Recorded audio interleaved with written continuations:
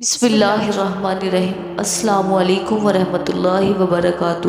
آج ہم آپ کو بتانے والے ہیں حضرت بلال حبشی رضی اللہ عنہ کا اسلام لانا اور اسلام لانے کے بعد تکلیفیں برداشت۔ اعلان نبوت کے بعد آپ صلی اللہ علیہ وسلم جب مدینہ کی گلی میں نکلے تو آپ صلی اللہ علیہ وسلم کو ایک عجیب سے رونے کی آواز آئی، تو آپ صلی اللہ علیہ وسلم نے اندر جا کر دیکھا تو حضرت بلال حبشی رضی اللہ عنہ رو رہے تھے۔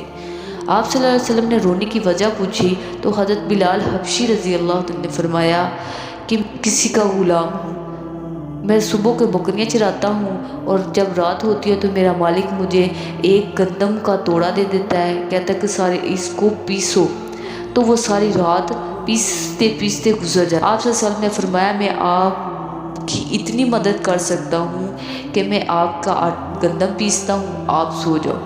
روزانہ اسی طرح ہوتا، 3-4 دن ایسے ہی گزرتے رہے۔ جب آپ صلی اللہ علیہ وسلم گندم پیس لیتے تھے تو آپ صلی اللہ علیہ وسلم خاموشی سے اپنے گھر واپس آ جاتے تھے۔ جب چوتھے دن ہوا تو پھر حضرت بلال حبشی رضی اللہ عنہ نے پوچھا، اے اللہ کے بندے تو آپ کون ہو؟ پھر آپ صلی اللہ علیہ وسلم نے فرمایا میں وہ ہوں جنہوں نے مکہ میں اعلان نبوت کا دعویٰ کیا ہے۔ تو پھر حضرت بلال حبشی رضی اللہ عنہ نے فرمایا کہ مجھے کلمہ پڑھا دو، یہ ایسا نبی ہی ہو سکتا ہے جو غلاموں کے ساتھ ہمدردی کرے۔ پھر حضرت بلال حبشی رضی اللہ تعالیٰ عنہ نے کلمہ حق پڑھ لیا۔ حضرت بلال حبشی رضی اللہ تعالیٰ عنہ آپ صلی اللہ علیہ وسلم کے نقش قدم پر چلتے رہے، جو یہ ایک بہت ہی مشہور صحابی جو مسجد نبوی کے ہمیشہ معزز رہے تھے۔ نبی کی پیروی کرنے پر ان کو اتنا بڑا انعام ملا۔ شروع میں ایک کافر کے غلام تھے، اسلام لے آئے جس کی وجہ سے طرح طرح کی تکلیفیں دیتے تھے۔ امیہ بن خلف جو مسلمانوں کا سخت دشمن تھا، ان کو سخت گرمی میں دوپہر کے وقت تپتی ہوئی ریت پر سیدھا لٹا کر ان کے سینے پر پتھر کی بڑی چٹان رکھ دیتا تھا تاکہ وہ حرکت نہ کر سکے، اور کہتا تھا اس حال میں مر جائیں یا زندگی چاہتے ہو تو اسلام سے ہٹ جائیں۔ مگر وہ اس حالت میں بھی صرف ایک رب ذوالجلال کو پکارتے تھے، احد احد کہتے تھے، یعنی معبود ایک ہی ہے۔ رات کو زنجیروں میں باندھ کر کوڑے لگائے جاتے، اگلے دن ان زخموں کو گرم زمین پر ڈال کر اور زیادہ زخمی کیا جاتا تاکہ بے قرار ہو کر اسلام سے پھر جائے یا تڑپ تڑپ کر مر جائے۔ عذاب دینے والے اکتا جاتے، کبھی ابو جہل کا نمبر آتا، کبھی امیہ بن خلف کا، کبھی اوروں کا، ہر شخص اس کی کوشش کرتا تاکہ تکلیف دینے میں زور ختم کر دیتے۔ حضرت ابوبکر صدیق رضی اللہ تعالیٰ عنہ نے اس حالت میں دیکھا جو ان کو خرید کر آزاد فرما دیا۔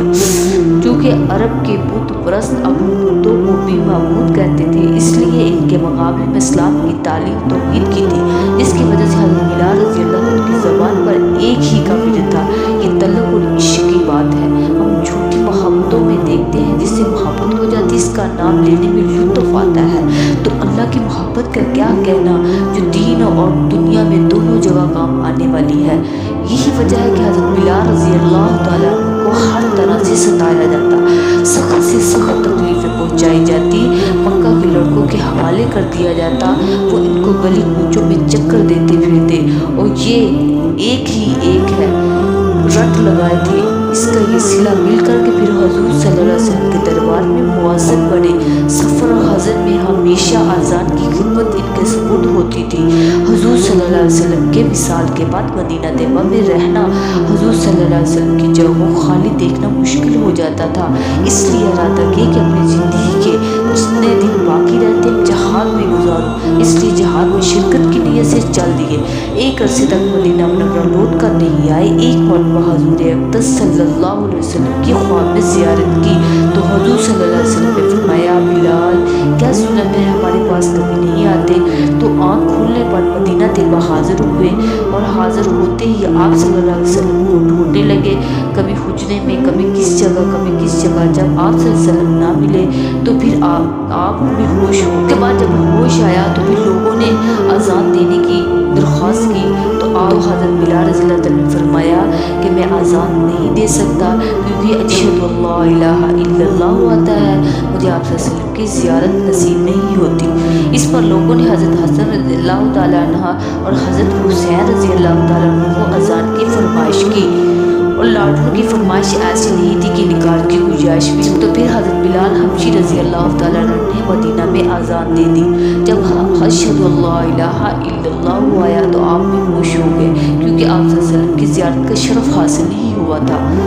اس لیے حضرت ابو ذر غفاری رضی اللہ تعالیٰ نے اس سہولت پر عمل کے بجائے حضور صلی اللہ علیہ وسلم کے اتباع کو ترجیح دی۔ یہی ایک چیز تھی جس کی وجہ سے ہر قسم کی ترقی دینی دنیاوی صحابہ کرام رضی اللہ تعالیٰ عنہ اجمعین کے قدم چوم رہی تھی۔ ہر میدان ان کے قبضے میں تھا۔